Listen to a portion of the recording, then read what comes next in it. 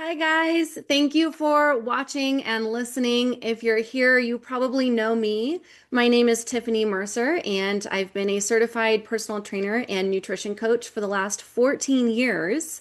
And I was having this conversation. I had the pleasure of meeting Mary Collette on LinkedIn.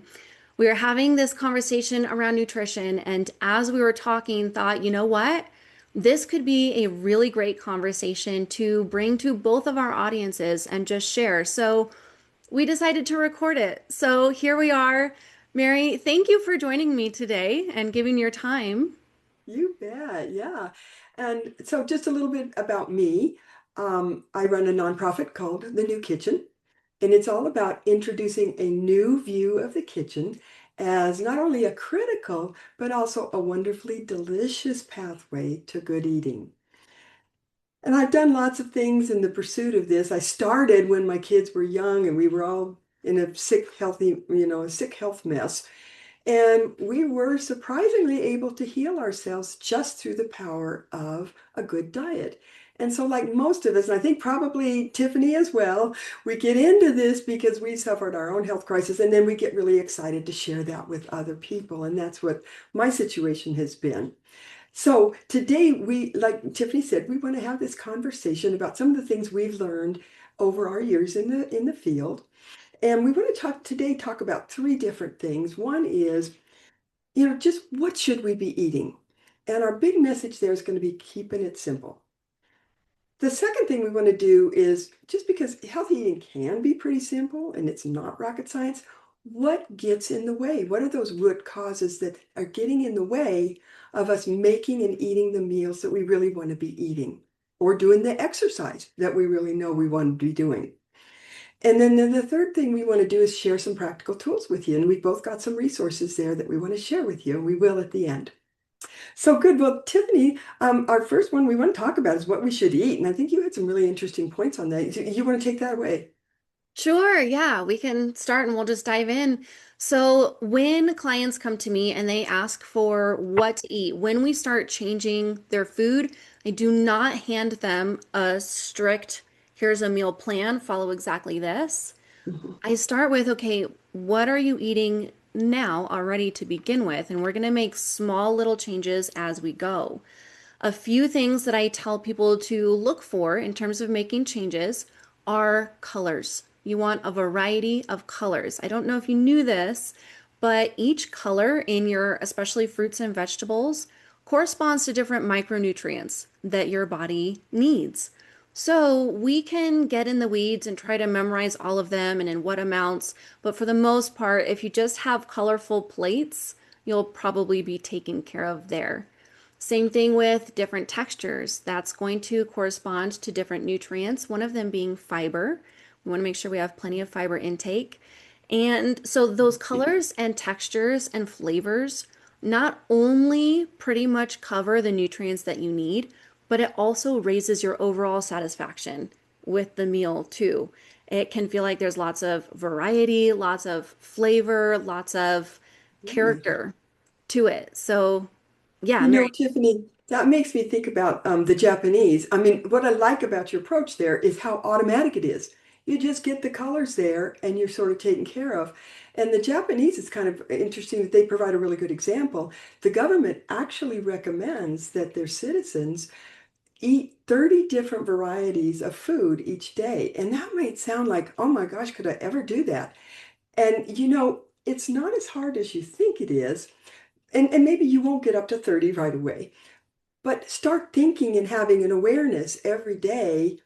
Look at your plate and go, and think about it over the day. How many different kinds of foods did I get in? Or was it all just bread type things and cheese type things? Did you get in that variety of vegetables, those different grains and things like that? So I think that's really good advice, and to just to automatize it by just color and variety, and then you're taking care of all your nutrient needs.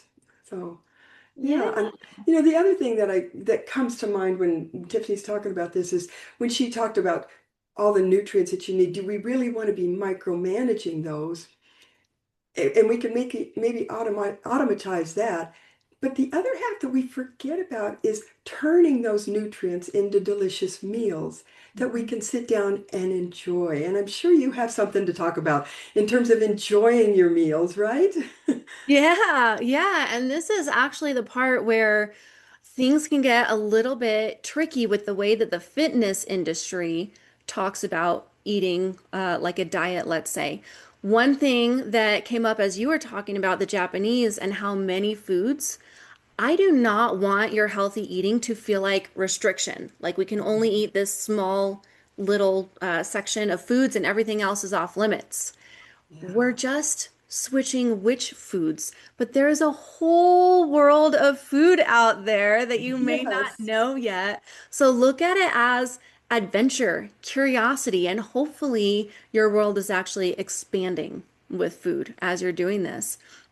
The other piece, too, that a lot of people don't realize is that your emotional state and the amount of pleasure that you have while you're eating actually tells your body what to do with the nutrients that you are ingesting. Mhm. So if you are feeling stressed and unhappy with your meal, your body is going to actually choose to store those as fat because you're in a stressful situation. We don't know what we're going to need or when. So we're going to hold this for later just in case we're not going to use it. If, on the other hand, you're feeling excited, you're feeling pleasure, you're enjoying it, now your body is going, okay, we're in a safe situation. We have time to actually digest all of this food and extract the nutrients from it and put all of those different nutrients to use right now. So, enjoying your food, looking at it and thinking, that's pretty or that looks good. And then taking your time and noticing the textures and the flavors and getting enjoyment from it actually lets you absorb more nutrients from the foods. And I did a talk recently with a woman who's a gut coach, and so she works with people with IBS. And Hmm. what was interesting about her talk is that she said so many people focus on, oh, am I eating trigger foods? And that's important. Hmm. But she said, as important is watching how you're eating. And so in addition to, like you talked about it, if you're not eating well, it gets stored as fat. It can also be causing a lot of gut issues if you're eating in a stressful state that tells your Yeah. body that you're under stress rather than you're relaxing and eating that food and enjoying it, for goodness sakes. Yes, absolutely. And Mary, for anybody who doesn't know, do you want to just explain really quickly what a trigger food is? Oh, yes, thank you. Hmm. Not being an IBS coach or gut coach myself, and IBS is irritable bowel syndrome.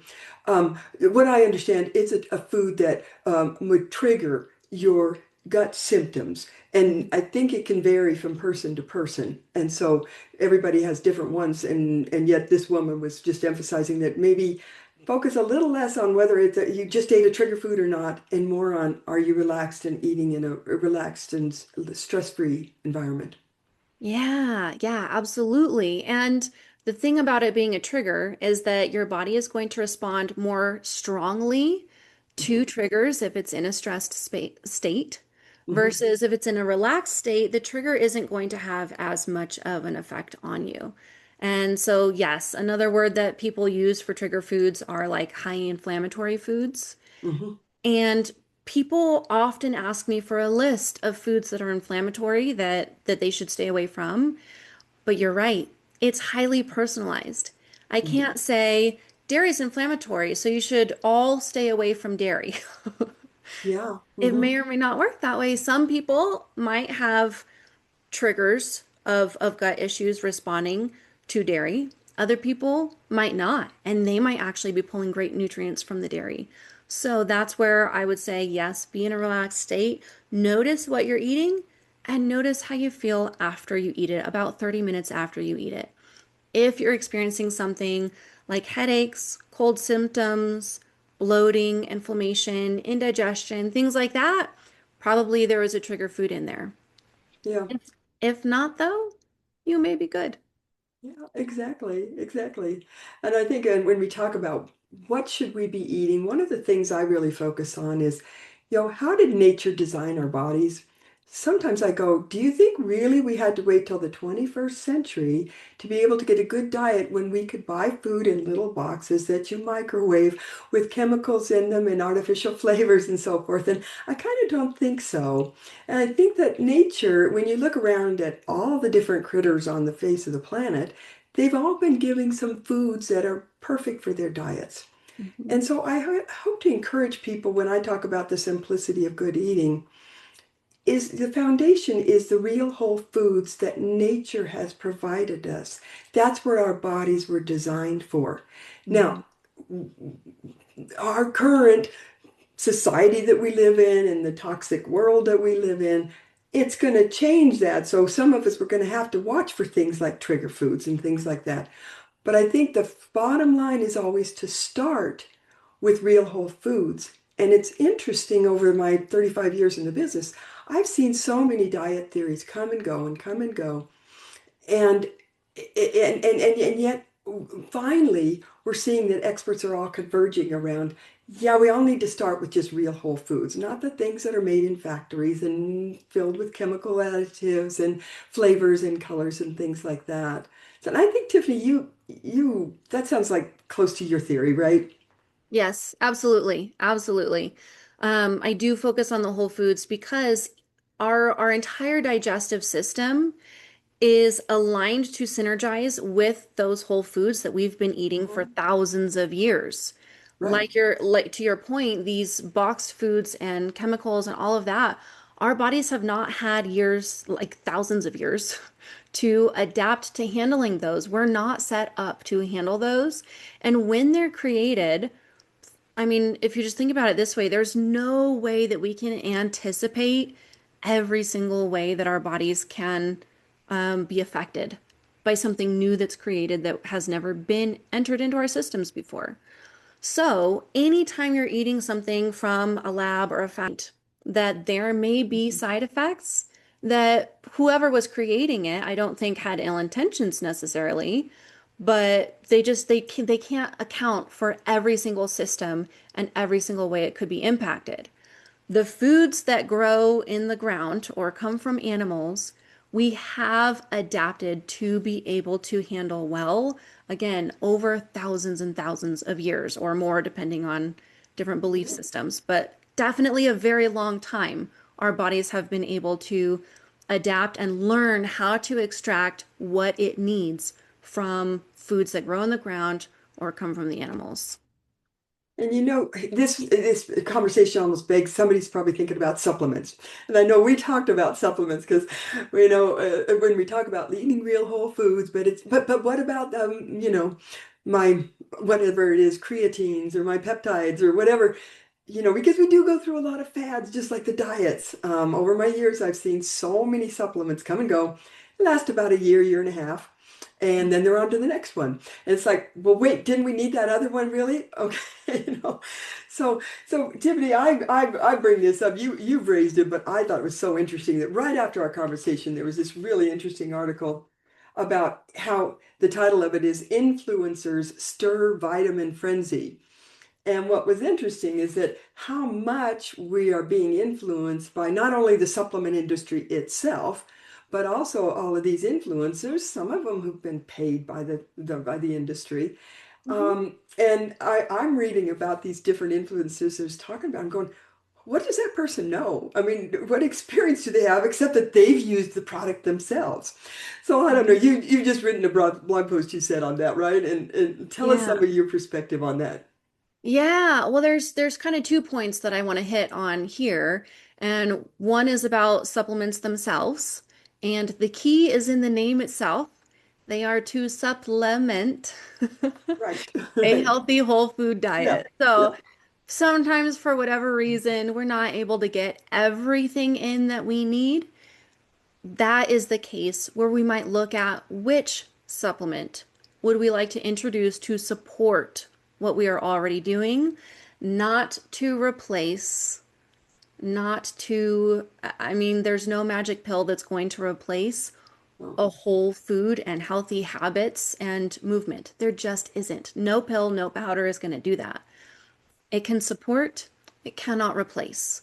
So that's kind of my 2 cents on supplements in general. I don't think they're bad, but we use them with a grain of salt and definitely always check quality. That can be another piece of a conversation we can dive into in a second. But in terms of the influencers, what Mary's referring to, I just wrote an article about the difference between an influencer versus a certified personal trainer or a certified nutrition coach.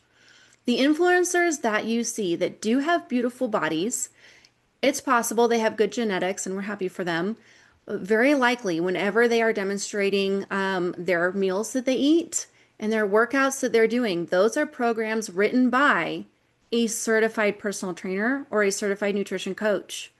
So the influencer might have things like they might be able to demonstrate an exercise so that you can learn a new exercise. They might be able to inspire you to get up and take action towards something that you want for your body. Those things are great. So, on those levels, I have nothing against influencers. I think they can be a positive impact. And their expertise ends with their own body. They do not have the education for how to work with other metabolisms, other ages, other athletic backgrounds, um, other hormonal systems. They're not educated in any of that. They only know how their body is going to work. If you have a different lifestyle, a different body type, if let's say the influencer you like to follow is 25 and you are 40, Yeah, difference. your body is functioning differently than hers or his is. Yeah, So again, be inspired. Let that influencer inspire you, but that influencer has no understanding of how your body actually functions. And that's where a certified coach is actually educated to meet you where you are at and make recommendations for what you need. The influencer may be like, "Oh my gosh, this cortisol powder, I've seen a lot of these recently, yeah, yeah, um, got rid of all of my bloating." yeah, And I'm right. very happy for her if that's true. However, cortisol does not, it's not a factor that stands alone. It works within systems and other hormones and other factors.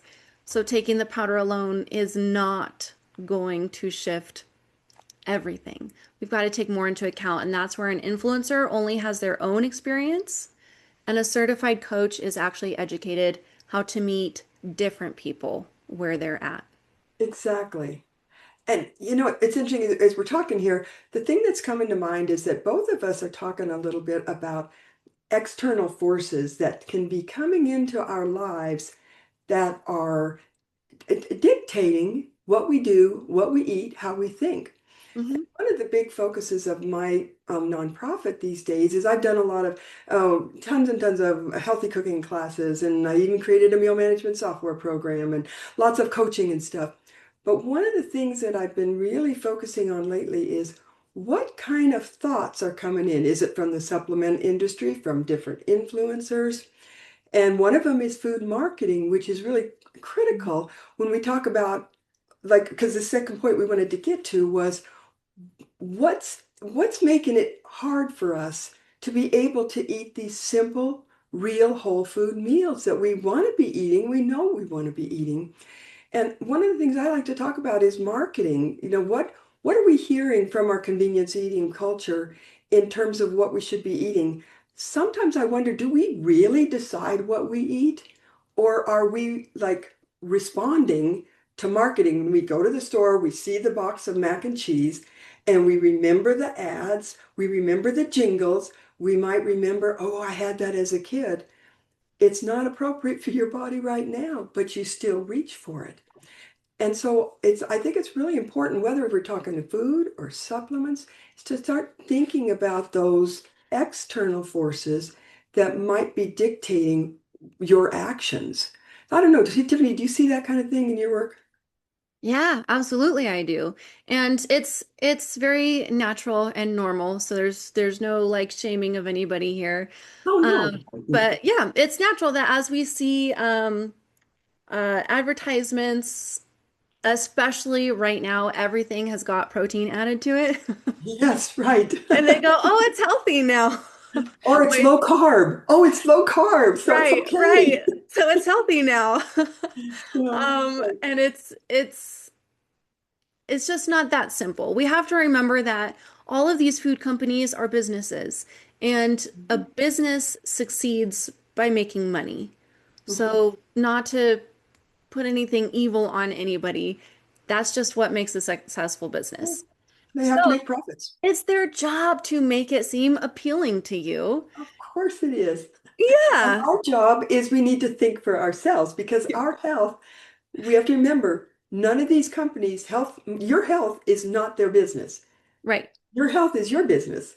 And Hmm. so that's a big thing I'd like to emphasize is how can we begin thinking for ourselves and questioning, well, wait a minute, why am I buying that? Who's telling me that it's cooking is too difficult and too hard and too overwhelming? Who's telling me those things so that I can cook my own meals from real whole foods instead of relying on takeout food or frozen meals or things like that? But one other thing you mentioned too, and I want to make sure we cover it, is the trauma. I can't remember the word you used. Trauma, how trauma affects. So we've got these external forces coming at us, but also the things that So might be internal. internalized. Yeah, absolutely. Do you mind if I share a quick story on this? Oh, please do. Okay, so I had a coach years ago who did something called food mapping. Hmm. And the premise was going over like the internal things. And you brought up mac and cheese earlier. That was Hmm. one that came up for me a lot. And I Yeah. could not eat a little bit of mac and cheese. I could not eat just a serving of mac and cheese. Oh, no. I'd make a box and I would eat the whole entire box. Sure. I couldn't figure out why I know better than that, but it's almost like I can't help it. Why is that? And so, as I was doing this food mapping exercise that she had laid out, um, it had you write out a certain food that you love and then the first memory that comes up with that food. Yeah. For mac and cheese, I remember sitting at the dining table during lunchtime with my sisters around the table and my mom. We were homeschooled, my sisters and I were. Hmm. So this was middle of the day, but the whole family was together. It was a break from school. And the feelings that I had at that point, what I'm remembering specifically, I'm probably around 10 years old. I remember feeling happy. I remember it was sunny outside, so there's light coming in through the windows. Hmm. I just remember like everything was good. I'm happy. Yeah. So now, as an adult, as I'm going through life, that kind of a feeling is admittedly less common than it was as a kid. And especially when I'm going through periods where there's uncertainty, or I have to make big, difficult decisions, or I've been taking care of a lot of different things, and there's a lot of responsibility, a lot of hard feelings, a lot of worry. I really just want to feel good for a moment. That's right. That's right. My brain has connected the feeling to the food. Hmm. I know what will make me feel good for a little bit. So, as long as the mac and cheese is still going into my mouth, my brain actually releases the same chemicals and hormones that elicit those feelings, those emotions that I had when I was a kid eating the mac and cheese. So, it's a drug in a way, in a form. And this was all unconscious. I wasn't thinking through Right. this. All I knew was I want mac and cheese. So as I'm eating it, that's how I'm feeling. As soon as the mac and cheese is gone, the brain stops stimulating that feeling. And now I've got to look for where else can I find it. Once this all becomes conscious and I'm now aware that that's what I'm doing, I go, oh, okay, what else would cause that feeling? Can I call my mom and talk to her for a few minutes and let her be mom, her be in charge, let her take care of me instead of me taking care of everything and feeling all of the pressure? Can I feel held and happy and safe that way? Yes, I can. So what I started doing was every time I was like, "Oh, mac and cheese sounds good." Oh, call mom, call mom. I know, right. Hmm. And then it started there. It started with calling mom. And then it just started with like, "Okay, I'm just overloaded right now. I just need to take a break." That's it. And the mac and cheese has nothing actually to do with it. And of course, it doesn't help, Tiffany, that so often these foods are, specifically designed to be addictive. So if you've got some internal things going on, and then you add to it the fact that, the sugars are added, the flavors are added, the smells, the packaging, that all reinforce that. It makes it really pretty tough to do that logical thing that your brain is telling you to do. Yes, and our bodies are always working for us, always. So I don't actually believe in self-sabotage. You might be sabotaging your goal, but your body is trying to protect you or serve you in some way. So the body is trying to say, "Hey, you're overstressed. If you keep going like this, bad things will happen." So how do we get out of that? I know that if I eat this sugary thing, it's going to release a lot of dopamine in your brain. You're going to feel better. And that means we won't die. You might not feel too good, but you're not going to die. Yes, yes.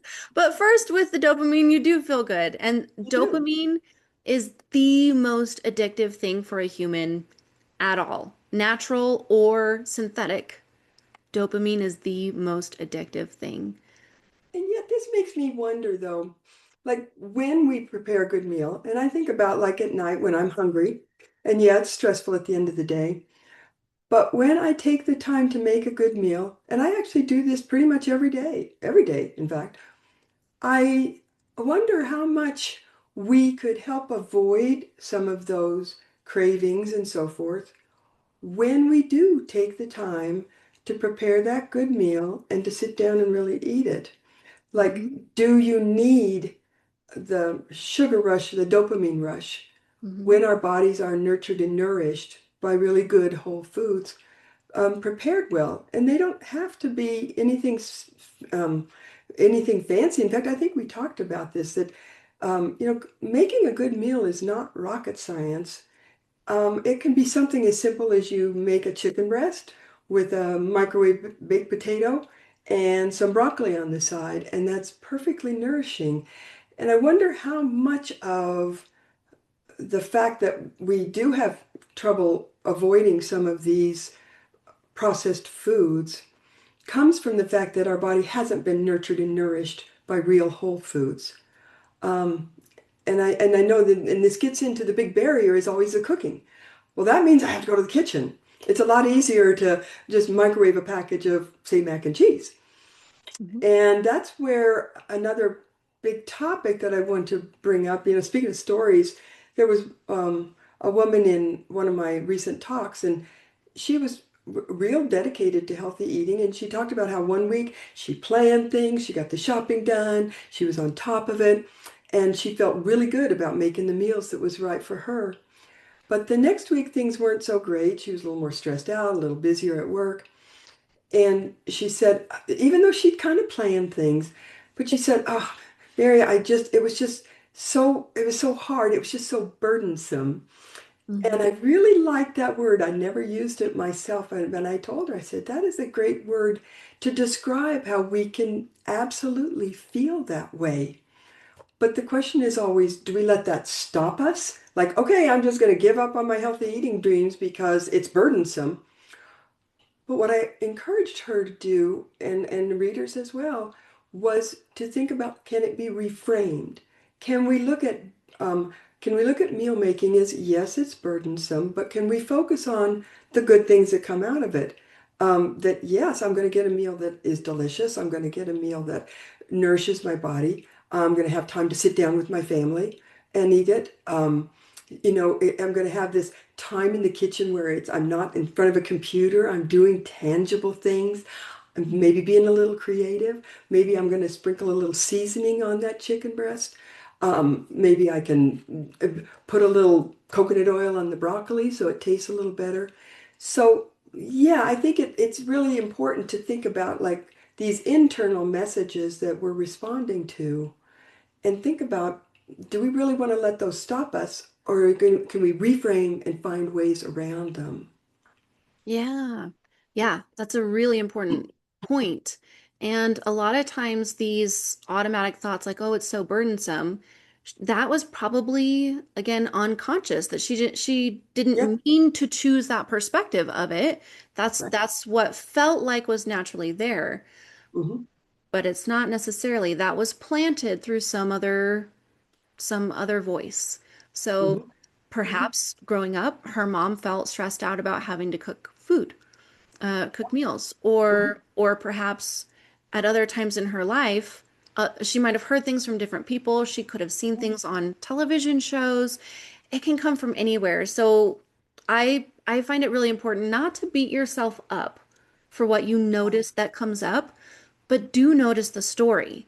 The story Yeah. being, oh, cooking is so burdensome. Hmm. Okay, notice that. Pause there. You can look for where it came from. It's helpful sometimes to understand where it came from, but the more important and more powerful thing is deciding what am I going to do with the story? Doesn't really matter where it came from. Do I keep it or do I change it? So, like you were talking about reframing, that's choosing a different story around food. Hmm. Maybe the story is cooking dinner right now. It might feel burdensome in the way of like so many things are calling for my time right now. But what is, if everything's calling for my attention, what gets to be priority? My family and my health. Those easily Absolutely. win in terms of Absolutely. priority. Yeah, And, and, absolutely. Yeah. and those will feed into everything else you've got to do later. So everything else is going to go up if you stop and prioritize these. Yeah. So then it gets to be fun, it gets to be connecting, it gets to be bonding. You mentioned creative. I like adventurous, like Yeah. Yeah. opening my cupboards and going, what am I going to do? I don't know. And I'll just like smell different things and be like, okay, I'm keeping this one. I don't like that one. Does this go? And Yeah. so when people ask me for recipes, I'm like, I don't know. Open your cupboards. I don't know. I smell what seems good. The other thing, again, with your body always working for you, it knows what you need. So when you're smelling different ingredients or seasonings or whatever it may be, if your body's like, oh, yes, that's what I'm feeling tonight, probably those are nutrients you need. Just go with it. It Yeah. doesn't have to be tricky. As long as we can start paying attention to it. And Hmm. yeah, yeah, yeah. No, I'm totally with you on that. It's this wonderful creative expression for me. And I think what I often say is that the bummer about cooking is that it never gets the upsides of it, never get any press. We just hear about, oh yeah, it's burdensome, it's overwhelming, it's too hard, I don't have time. Nobody has time. But Hmm. when we actually get in there, after so many years of teaching cooking classes, people would always end going, oh, this is fun. And I'm going, yes, it is. So we just have to experience that. And it does take getting in the kitchen. Hmm. It does take a few minutes, a little practice, and make sure you've got a meal plan so you don't go in there and just flounder around. But I think if we'll give ourselves that opportunity, we're going to find that this is just a wonderful way to add such richness to our lives. And Tiffany, Yeah. I think you had some good practical tools. I know you've talked about where we reconnected was over that article. You talked about pre-prepping some of your things, like make sure you've got your Hmm. protein and your um, carbs, Starch. right? Hmm. Hmm. Yes. And I had done an article, I called it Parts and Pieces Cooking. So tell people about what yours is, and I might add a couple of things that I've noticed through my experience. Yeah, absolutely. So I am a single mom who works full time, so my time is valuable. I am busy and I value cooking. So what I've found over the years, just through practice and trial and error, is that I like to cook my meat and my starch because those take the longest chunk of time to prepare. So I'll have turkey or chicken or lean beef or whatever it may be. I'll just cook all of those. And for me, it works best if I do twice a week. So I'll cook Mhm. enough to get me through the next three-ish days, have the meat cooked, and then the rice or the potatoes cook those ahead of time so that those I can just pull out and reheat. And you can either do it in a microwave or you can put it in a pan if I want to do that with different oils or vegetable seasonings. It's just easy. You just throw it in. One dish was dirtied. You Yeah, could wash right. just the one. Yep, yep. And then your meal is ready in probably 10 minutes Exactly. if those are cooked ahead of time. So the vegetables you can choose fresh. Because I've learned cooking those ahead of time, sometimes they get soggy and just not as fun and tasty. So the meat and the rice or the potatoes cooked ahead. Then I just plop those in the pan, add whichever veggies I choose for that day.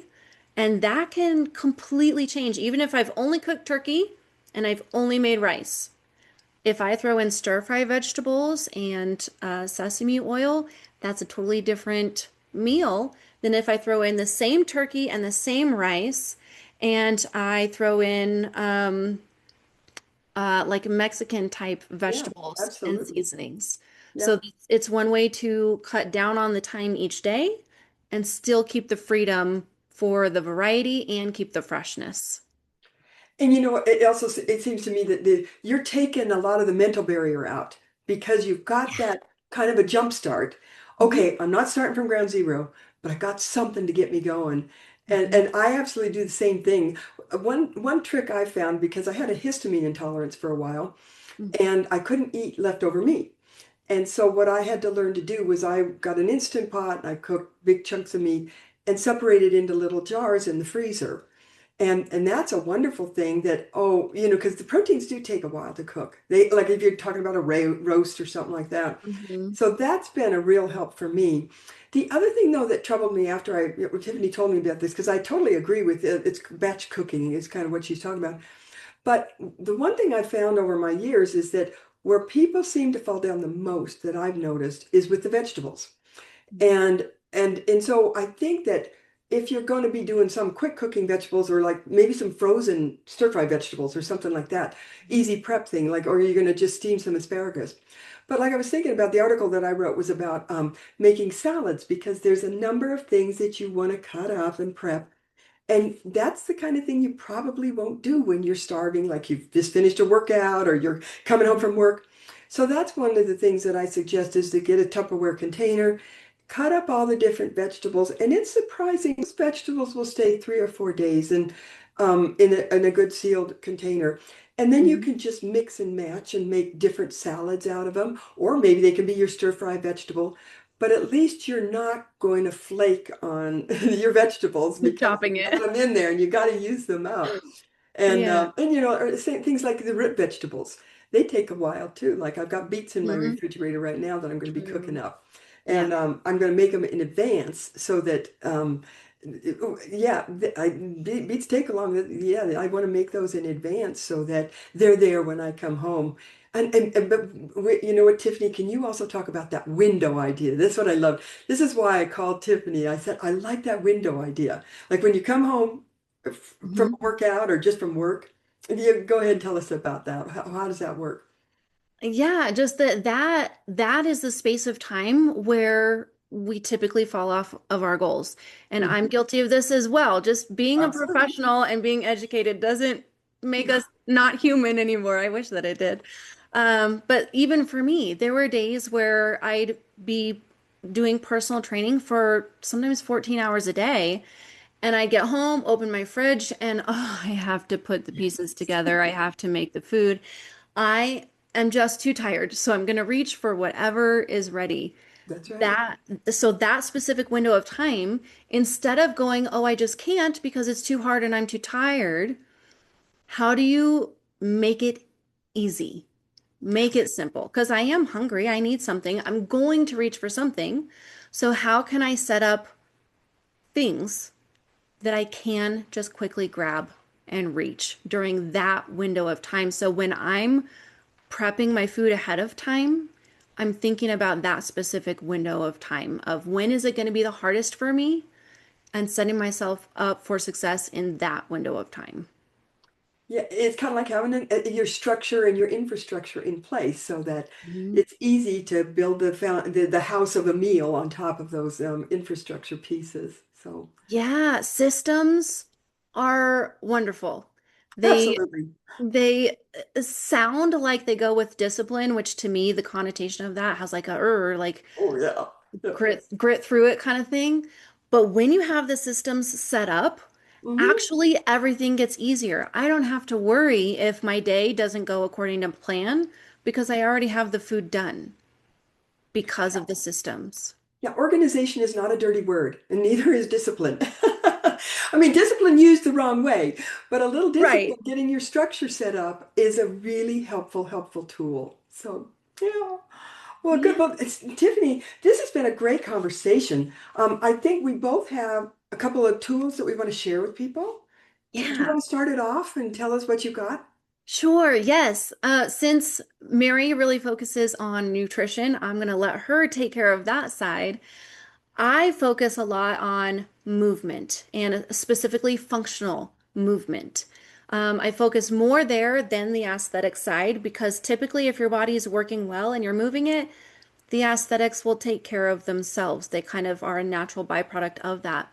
So, also, I've had a lot of clients who either sit long hours or are actually hiring me after they've retired. So their bodies are older. And they sometimes, there's a story, again, who knows where it came from, but there's a story that, well, you're just in pain because you're old and that's how it goes. Oh, Or yeah. because you've got XYZ injury from ABC sport. That is not, it doesn't have to be the truth. It doesn't have to be. So I use these three foundational exercises because I know that if your spine is healthy, your hips are healthy, and your deep core is healthy, everything else from there becomes easy and you are much less likely to be experiencing pain or stiffness.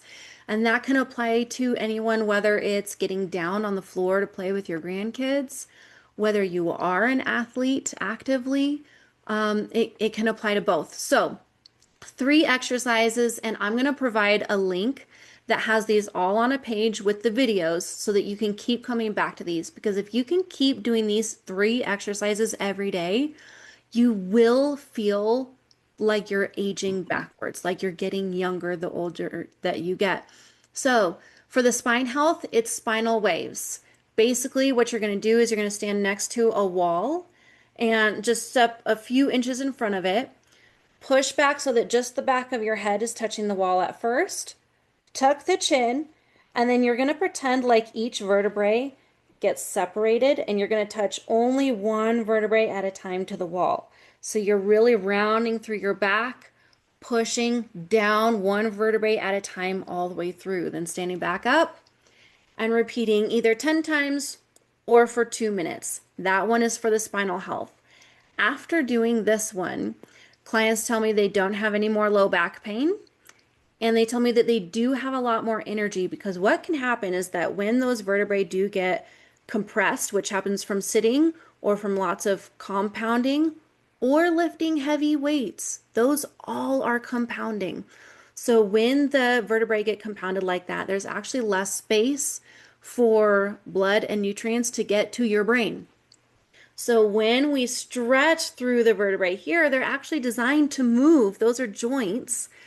There's more space for fluid, blood, oxygen, and nutrients to get to your brain. All of a sudden your brain fog is gone. You're able to focus. You just feel better throughout your day. So that's the first one is the spinal waves. Sounds good. Yeah, these Hmm. it's funny how these simple, weird Simple, looking simple. exercises, Yes, yes. but they do make such a huge difference. So the second one is going to be for your hip health. This is going to speak again to those low back issues that can come up. And I know that sciatica is a lot of people deal with this. If you can do these exercises, I cannot make any claims towards healing anything, but I can say that it creates space where there needs to be space and things flow and move a lot more easily. So, getting either into a low squat or what is a low squat for you? Maybe with where your body's at, you can't squat butt to the ground. That's okay. Just get as low as you can get. And you're going to put your elbow to the inside of your knee and make two fists and put them together. You're going to lower the fists, pushing your elbows into the knee, excuse me, so that you're pushing your knees out wider, and then hands come back up, elbows come in, knees come in. So pushing wide stretch, come in, relax. Pushing wide stretch. This is an active stretch. You are working and activating these muscles as you're stretching them. We don't want passive mobility. We want active mobility. We want your body to be working in the ranges of motion. So that one, and then as you go, you'll notice if you do this every single day or nearly every day, you don't have to be perfect with it. Your squats will get lower, lower, lower. Your quads are getting stronger. The insides of your legs are actually they tend to be over tight. So those will be loosening up and getting stronger. Your glutes are getting stronger and it's creating space again through that joint in a similar way to how I just explained with the spine. Blood with oxygen and nutrients can now get in there and can be repairing things, can be lubricating things, and it all just moves and flows a little bit better. Then the last one is for that deep inner core. I am not talking about your abs right now. I am talking about a muscle that's deep inside. So if you put your fingers on your hip bones and then go right to the middle, it's there but inside. It's called your transverse abdominis, or we call it TVA for short. That works like a corset muscle. This supports everything that your low back and your spine are doing. If this muscle, also your pelvic floor too. So if this muscle is able to function well, everything related to your spine, your hips, and your pelvic floor all now can take care of themselves. So what you're going to do for this one is lay flat on the floor with your knees bent and feet on the floor. Imagine that your hips are a bowl and I have plopped a marble into the bowl. First, I'm going to have you roll the marble away from your heart, which means you're going to tip your hips or the bowl away. As you do that, you're going to feel a little bit of a stretch right between those hip bones, and you can even put your hand there to feel it a little more. Grab from there. Where you feel that stretch, tighten from there, and then pull the bowl to roll the marble towards your heart. This is going to flatten your back. Now your whole spine is pressing against the floor. And then you're going to keep alternating. Stretch, roll the marble away from your heart. Pull from that muscle, roll the marble towards your heart. Each of these exercises, either 10 repetitions or 2 minutes, depending on your activity level, where you're at. One to 3 sets per day. Everything about your body will feel differently with just those 3 exercises. So again, I'll have a link where you can see video demonstrations and text instructions as well, so that you can remember and do those each day. And I'm finding myself, Tiffany, kind of doing that right here as I'm sitting. Yeah, and it can on the floor is easiest to start, but you can do them anywhere in your chair at your desk. Yeah, waiting in the shopping line. Yep, yep, watching your show, whatever it may be. Yeah. Well, Yep. good. Well, I've got a couple of things for people as well, because we've been really focusing on how can we make healthy meals a simple, doable thing. And so my first thing is, and I don't know that this will be show up on the camera very well, but it's 10 quick tips to get healthy meals on the table fast. And the big thing I want to do with this is grant you permission that it's perfectly fine to make meals that are very simple. You don't have to make fancy things. So these are really quick things that quick ways that you can get good meals on the table. We kind of talked a little bit about, doing the batch cooking, but there's also, don't forget just about plain old leftovers, and you can creatively jazz them up. There's things like you can get pre-cut vegetables at the salad bar. You can find fast flavor boosters, which are like your seasonings. So if you're making those simple meals, if you find a good seasoning blend, you can quickly jazz that up and make it something that's really interesting. And by the way, on my blog, I have a lot of different posts on seasonings. So if you go to my blog, and I'll put a link in, and just search on seasonings, you'll find a lot of different tips and hints on that as well. So Mm. please do take a look at this, but can I also encourage you to go a little deeper and think about those external forces that might be talking to you about, well, cooking is too burdensome. It's too overwhelming. We don't have time. Nobody has time. Just start thinking about those, question them. Say, are they really true? Is it really, as a human being, I don't have time to make the meals that are going to keep me healthy and be able to survive and thrive? Consider that. And this little booklet here, I'd like to introduce you. It's called Meal Making Transformation. It's a whole new way of looking at meal making that might be the best foundation you can have to really start getting in the kitchen and making those meals. It's about transforming the way we think, because if we've been programmed to think one way, maybe we need a new way of thinking. And with that, we'll find that, oh, it's a lot easier to prioritize meal making, like Tiffany was talking about prioritizing. It's a priority in her life. And it's likely because her thinking is such that she's transformed her thinking to realize that this truly is um, something that we need to take care of. It's our own job and our own duty to take care of our own health and make our own good meals from real whole foods. So Yeah. I think this has been a great conversation, Tiffany. I'm excited Thank to you. share Yeah. this with our audiences, and just want to thank everybody for watching and joining us. Yes, yes. Thank you again, Mary, for bringing all of your expertise and your perspectives. These are ones that, again, from like mainstream fitness industry, we don't hear them. We just hear things like push through, it's got to be perfect, figure it out. And when we can look at these stories and where they're coming from, then we have the power to change our Yes. perspective. And I like how you gave permission essentially to change your mind. Absolutely. And I hope this gives everybody a lot of hope, because there's a Yeah. lot of hope here to be had. Yeah, So, so I want there to say, is. oh, good. Well, thank you so much, everyone. And bye. And be sure to check out the links that we'll provide. Yep, absolutely. They will be in this post wherever you find this video. Thanks, guys, and thank you again, Mary. Bye bye now. Bye.